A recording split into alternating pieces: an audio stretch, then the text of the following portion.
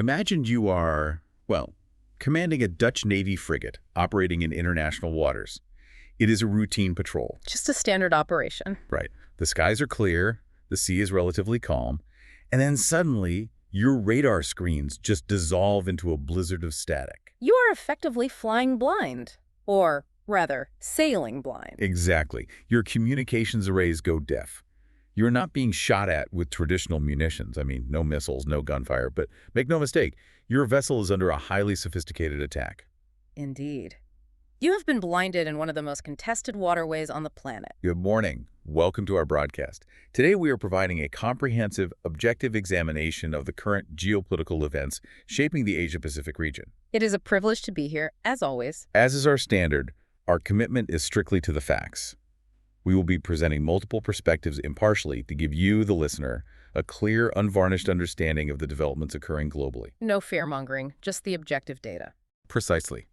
This deep dive is sponsored by ProWave AI, and the intelligence we will be reviewing today is generated by Stylo News, the AI-powered news application. Which is an incredible resource. It is. Our focus for this broadcast is titled, China Expands East, Taiwan Under Growing Maritime Pressure.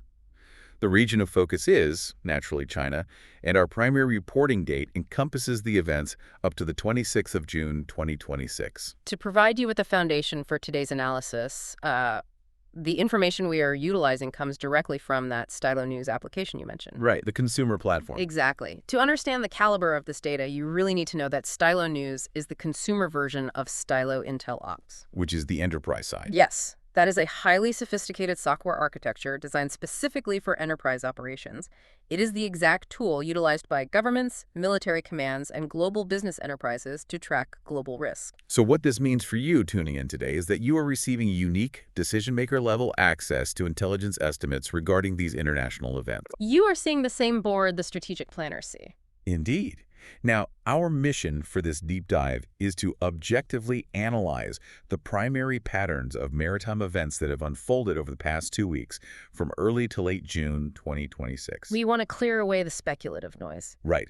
We are going to identify the key decision makers involved, examine their respective viewpoints without bias, and forecast the most likely upcoming events, all based strictly on the documented data provided by Stylo Intel Ops. Which is an absolutely critical distinction to make right at the top of the broadcast. How so?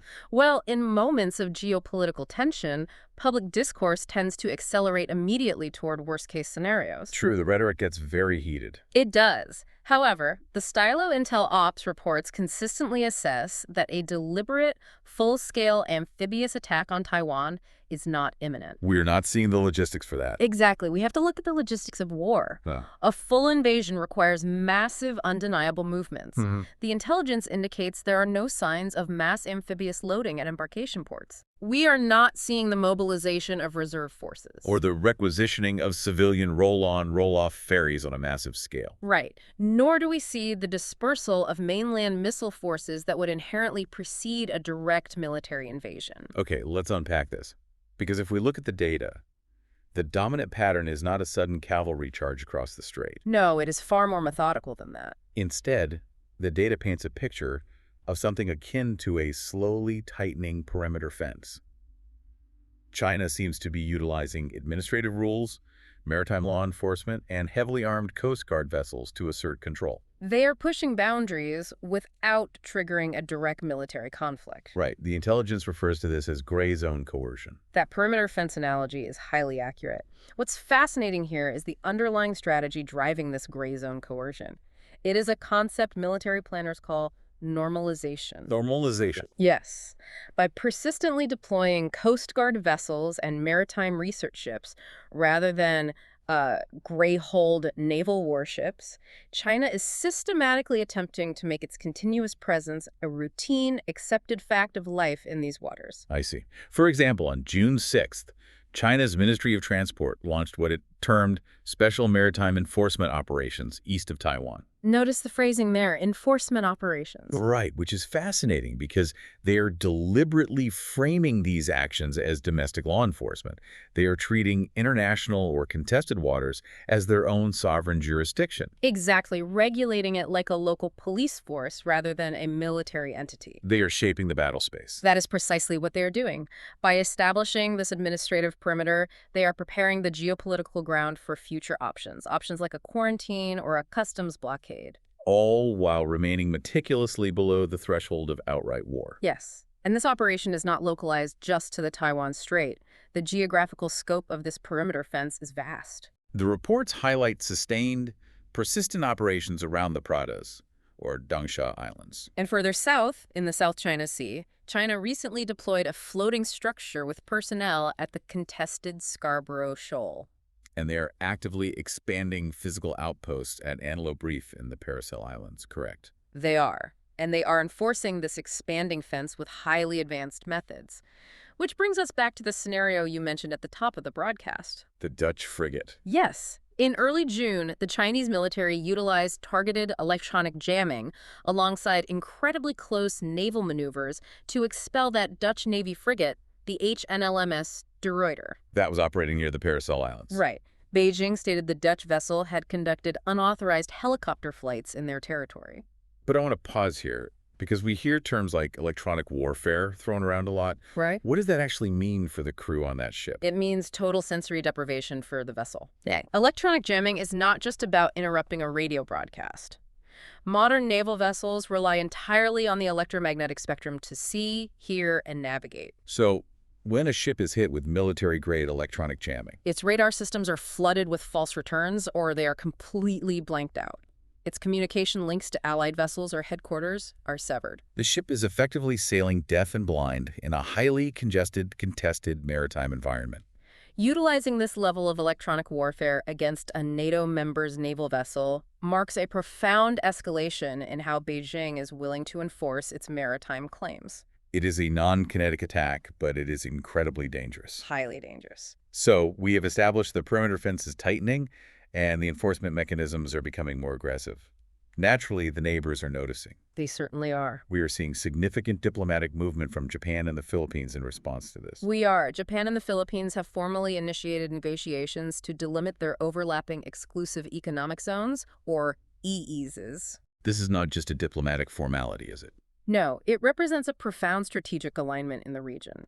To understand the gravity, you just have to look at Japan's 2026 Defense White Paper. Which now explicitly identifies China as its most serious security concern. Exactly. Meanwhile, down in Manila, Philippine Defense Minister Gilberto Teodoro has been remarkably outspoken in actively rejecting Chinese maritime coercion. The Philippines is structurally shifting its defense posture. They are even looking to procure more affordable Australian drones to rapidly improve their maritime domain awareness. They keep an eye on those Chinese vessels. Precisely. Wait, I need to stop you there and play devil's advocate for a moment. Japan and the Philippines are negotiating paperwork over economic zones. Yes. They are quite literally just drawing administrative lines on a map to figure out fishing and drilling rights. How does Beijing leap from neighboring countries filing administrative paperwork to viewing this as a direct military provocation? Well, to understand that, we have to look at the geopolitical map purely through Beijing's lens. The Chinese government views these Japan-Philippines talks as fundamentally illegal. They see it as a direct infringement on their own territorial sovereignty. Because China's official stance is that it is simply conducting lawful exercises to protect its historical near seas. Exactly. But if you look at the geography, you see what Chinese state media refers to as the 3C linkage. So essentially, if we visualize a map of the Pacific coastline, Japan in the north, Taiwan in the center, and the Philippines in the south form a continuous island chain. A physical wall separating the Chinese mainland from the open Pacific Ocean. That is the exact visualization. If those three nations link up their security frameworks, the East China Sea, the Taiwan Strait, and the South China feels entirely locked in. The Stylo intelligence reports describe China as currently facing a four-front dilemma. Right. They are trying to manage strategic pressures simultaneously in the Taiwan Strait, on the Valdo-Korean Peninsula, in the South China Sea, and along their high-altitude Himalayan border with India. A unified 3C linkage backed by United States allies, prevents Beijing from dominating any one of those maritime theaters in isolation. So when Japan and the Philippines draw those easy lines, Beijing does not see administrative paperwork. No, they see the neighbors building a coordinated anti-China containment fence. And this linkage, this potential friction point, is drawing deep concern from far outside the Asia-Pacific. It is reaching Europe. Yes, German President Steinmeier recently visited Manila, and he drew a direct parallel between the rising tensions in the South China Sea and a potential blockade of the Strait of Hormuz in the Middle East. That is a striking comparison. It is striking, and it highlights a deep systemic vulnerability in the global system. European leaders are not just concerned about the geopolitical principles of maritime law. They are looking at the math of global trade. The South China Sea and the Taiwan Strait are the central arteries for global commerce. Let's drill down into that for a second.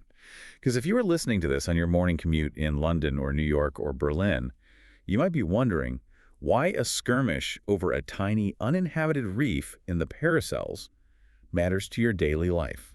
It is not just the vague idea that trade will be disrupted. No, it is the specific fragility of how the modern world operates. Absolutely. Think about the microchips in the vehicle you are driving right now, or the device you're using to listen to this broadcast. The overwhelming majority of the world's advanced semiconductors are manufactured in Taiwan. Right. If China declares a domestic law enforcement zone around the island and begins boarding commercial vessels, the global shipping industry does not just shrug and sail through. Maritime insurance rates would instantaneously skyrocket to uninsurable levels. Major shipping conglomerates would immediately reroute their fleets thousands of miles out of the way to avoid the risk of confiscation or collateral damage. The supply chain freezes before a single shot is fired. Exactly. That disruption does not stay in the Pacific. It empties out the electronics aisles and halts auto manufacturing globally within weeks. Which brings us to the immediate target inside this tightening perimeter: Taiwan. If Beijing is trying to normalize this presence to prevent the 3C linkage, how is Taipei responding? Well, the intelligence notes that Taiwanese leadership, including Vice President Lai Ching-te, has firmly condemned the incursions. They have categorically rejected the prospect of unification. Though they have expressed a willingness for peaceful cooperation, provided it occurs under strict conditions of equal dignity and sovereignty. However, the Stylo reports highlight that this stance is generating complex internal friction within Taiwan. Yes, Taiwan is not a monolith. Certain political factions within Taiwan's domestic debate are actively criticizing the current leadership. Their argument is that an over-reliance on external powers, namely the United States and Japan, is unnecessarily escalating the situation. They fear that leaning too heavily into this 3C linkage framework might actually provoke the very conflict they are desperately trying to avoid. Despite that domestic debate, the Taiwanese military is clearly reading the writing on the wall. They are actively preparing for these new unconventional threats. Taiwan recently launched a 5-day immediate combat readiness exercise. And the most critical detail of this exercise is the scenario they were drilling for. They simulated a sudden, devastating attack emerging directly from routine People's Liberation Army activity. To counter this, they conducted live-fire exercises on their western coast. Utilizing United States-supplied HIMARS rocket systems to simulate cross-regional fire support against a potential landing force. And at the very same time, Chinese ships began entering what Taiwan designates as forbidden zones near Taiping Island in the Spratly Archipelago. The juxtaposition of those two events is the core of the current security dilemma. The HIMARS system is highly relevant here, isn't it? It is. HIMARS stands for High Mobility Artillery Rocket System. It is essentially a truck-mounted rocket launcher. It can drive to a location, fire precision-guided munitions over long distances, and drive away before the enemy can pinpoint its location. A tactic known as shoot and scoot. It changes the tactical math for Taiwan.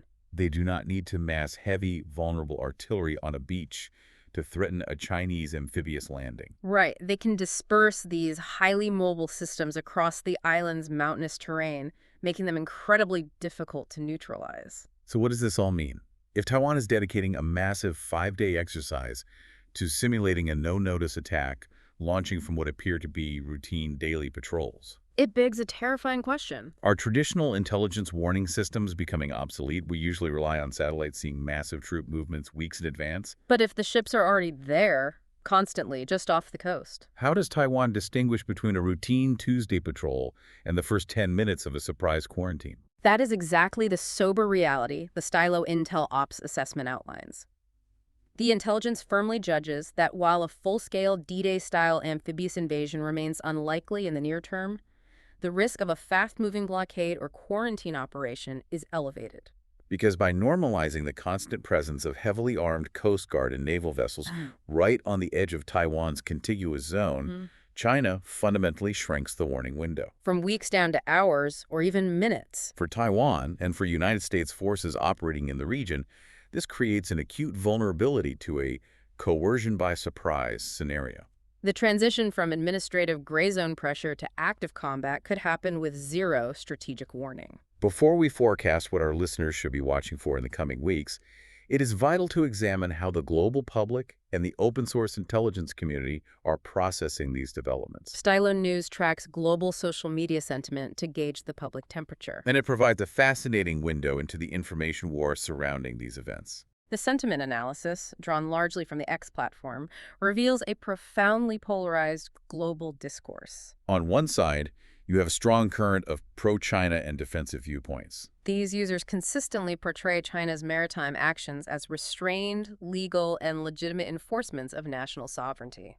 Within this narrative framework, China is merely defending its historical territorial integrity against Western puppets and regional provocateurs who are intentionally trying to destabilize the Asian hemisphere. Conversely, the critical and regional perspectives, often voiced by neighboring countries, maritime experts, and international observers, view these exact same actions as aggressive, expansionist overreach. They focus heavily on the layered maritime presence as a sophisticated, undeniable intimidation tactic. They point out that this is not just a few Coast Guard cutters. It is a highly coordinated deployment where massive civilian fishing fleets, maritime law enforcement, and the People's Liberation Army Navy act in concert. To physically overwhelm local opposition without firing a shot. Yet, even with that stark polarization, the Stylo data identifies a broad common thread in the overall tone across all demographics. It is tense, it is watchful, but there remains a remarkably low expectation of an immediate, full-scale kinetic invasion. To put a quantitative metric on that public sentiment, prediction markets like Polymarket continue to place the odds of a Chinese military invasion of Taiwan in the year 2026 at approximately 7%. 7%, that sounds like a low number in a vacuum. But when you are talking about an event that would fundamentally fracture the global economy, freeze international shipping, and potentially trigger a superpower conflict, A 7% probability is actually terrifyingly high. it is. The public focus seems heavily anchored exactly where it should be on the global stakes. How a blockade, even a non-lethal administrative one, would immediately impact those semiconductor supply chains and everyday global prices. Looking ahead, the Stylo Intel Ops reports provide a clear forecast of the primary patterns we should watch for over the coming weeks and months. What are the key indicators? Listeners should expect a significant intensification of what military strategists call legal warfare. This involves China aggressively passing and enforcing domestic maritime laws in contested international waters. Exactly. To build a legal justification for their sovereignty claims, essentially moving the property line through legislative fiat rather than military conquest. Additionally, we forecast an increase in disruptive cyber operations and episodic joint firepower demonstrations. These are designed specifically to test Taiwan's command and control response times and to signal absolute resolve to the international community. For those of you tracking the situation geographically, the intelligence highlights 3 highly specific flashpoints to watch closely. First, the Bashi Channel, the vital waterway sitting right between Taiwan and the Philippines. It is a critical choke point for both commercial shipping and military transit. Second, Triton Island down in the Paracels, where China has maintained persistent armed ship protection and continues to develop radar outposts. And finally, the median line in the Taiwan Strait, historically an unspoken boundary keeping the two sides apart. But routine crossings by Chinese aircraft and vessels are now systematically being used to erase that traditional boundary entirely. As we conclude this analysis, I want to leave you with a final, currently unresolvable strategic scenario to consider. It is the exact dilemma that regional defense planners from Tokyo to Washington are wrestling with right now. If China decides to impose a customs inspection regime around Taiwan, rather than declaring a traditional military blockade. If they frame it purely as a domestic law enforcement issue regarding the regulation of trade to what they consider their own province. Utilizing Coast Guard vessels rather than Navy destroyers, How does the international community respond? How do allied nations break a legal administrative quarantine without being the first to fire a kinetic shot and starting a global war? It is a sobering, incredibly complex thought to ponder as we watch these geopolitical events unfold on the world stage. The perimeter fence is being built, and the global community is still deciding how to react. Indeed. To ensure you stay ahead of these rapidly developing situations, we highly encourage you to utilize the tool that powered today's analysis, Stylo News. It really is unparalleled. It is. Stylo News is a mobile and desktop application that you can download and heavily customize for personal, intelligence-style daily briefs. It continuously pulls from hundreds of vetted traditional news sources, as well as real-time open-source intelligence on platforms like X. Synthesizing the data, just as we have done for you today. Yeah. You can take control of your information diet and subscribe for AI-powered unbiased news on demand by visiting www.stylonews.com. We warmly thank you for taking the time to join us for this deep dive. Your attention to these complex, consequential global issues is greatly appreciated. We invite you to reach out and request topics for future deep dives as we continue to explore the events shaping our world. Please be sure to follow Stylo News on your favorite social media platforms. Good day and stay informed.